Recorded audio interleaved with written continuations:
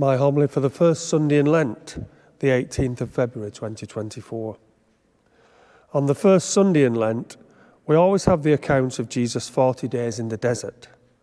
This being the year of Mark, it's his account that is read, and unlike the others, he sums it up in short order, a couple of lines. Jesus remained there for 40 days and was tempted by Satan.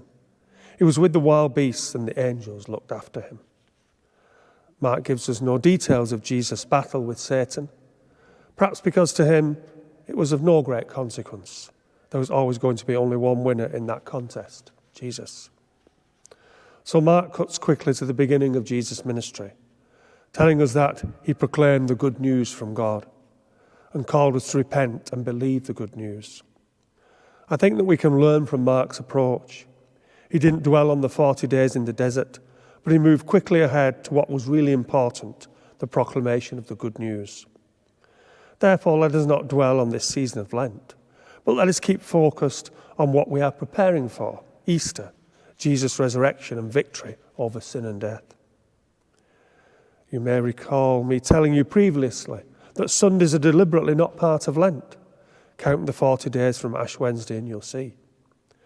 How can we abstain and fast on the greatest of all feast days, Sunday, the day we celebrate Jesus' resurrection from the dead?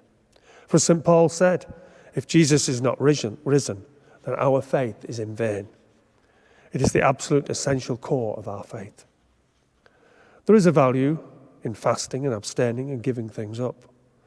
But we should also try to do something positive, something that helps to build up our faith.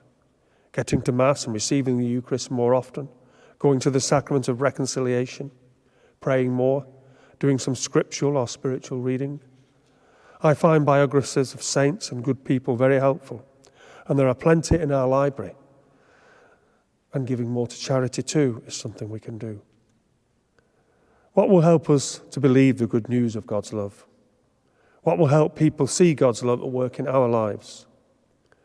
God's proclamation of his covenant in our first reading was accompanied by a beautiful sign, the rainbow.